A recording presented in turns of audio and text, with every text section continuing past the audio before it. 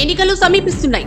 ఆంధ్రప్రదేశ్లో రాజకీయం ఒక్కసారిగా వెన్నువిరుచుకుంది. ఏ పార్టీ నాయకులు ఏ పార్టీ వారికి సహాయం చేస్తున్నారో, ఎలాంటి సహకారం అందిస్తున్నారో ఒక పట్టాన అర్థం కావడం లేదనే ఓ చర్చ అయితే పొలిటికల్ సర్కిల్లో వాడి వేడిగా షురూ అయినట్లు ఓ ప్రచారం అయితే సాగుతోంది.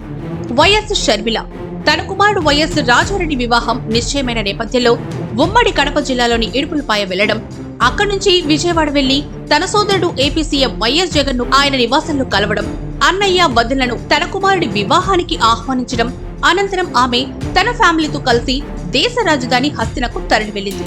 అయితే ఈ టోటల్ ఎపిసోడ్ లో వైఎస్ షర్మిల ప్రత్యేక విమానంలో ప్రయాణించారని, ఆ విమానం ఉమ్మడి కడప జిల్లాకు చెందిన బీజేపీ ఎంపీ సీఎం రమేష్ దని ఓ ప్రచారం అయితే జోరుగా సాగుతోంది.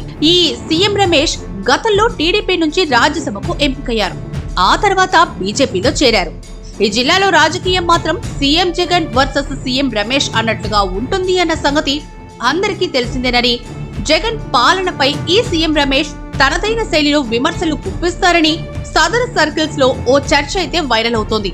మరోవైపు పులివెందుల టీడీపీ ఇన్ఛార్జి బీటెక్ రవిని ఇటీవల పోలీసులు అరెస్ట్ చేసి కడప సెంట్రల్ జైలుకు తరలించడం, ఆ క్రమంలోనే జైల్లో ఆయన పరామర్శించి ఆ తర్వాత అదే సెంట్రల్ జైలు వెలుపల ఇదే MP CM Ramesh press meet పెట్టి బీటెక్ రవి అరెస్టుపై సంచలన వ్యాఖ్యలు చేయడం, వ్యతిరేకంగా ఉన్నారో చంద్రబాబు నాయుడిని అక్రమంగా అరెస్ట్ చేశారు.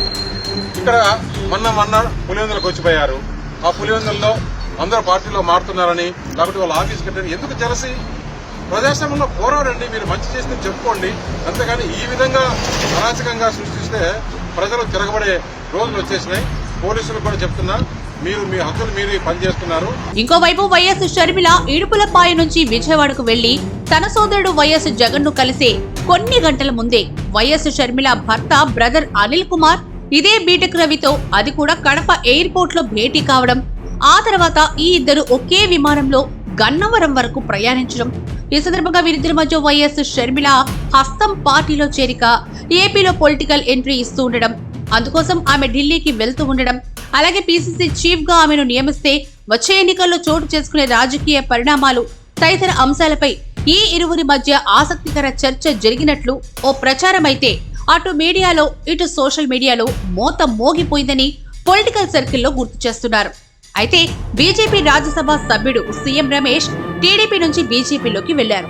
ఇక టీడీపీ జాతీయ అధ్యక్షుడు నారా చంద్రబాబు నాయుడుతో ఆయన అత్యంత సన్నిహితంగా మెలుగుతారు అన్న సంగతి అందరికీ తెలిసిందే.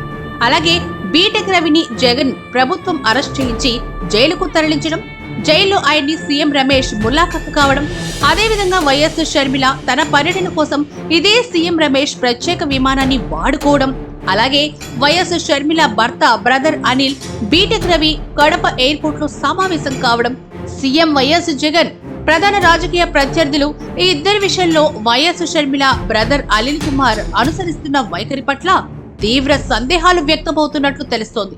అయితే ఈ మొత్తం ఎపిసోడ్ లో ఏదో కనెక్షన్ ఉన్నట్లున్నా అదేదో అంతగా అంతుబట్టని విధంగా ఉందనే ఓ ప్రచారం అయితే గోచరిస్తుందనే ఓ చర్చ అయితే పొలిటికల్ సర్కిల్లో హల్చల్ చేస్తోంది.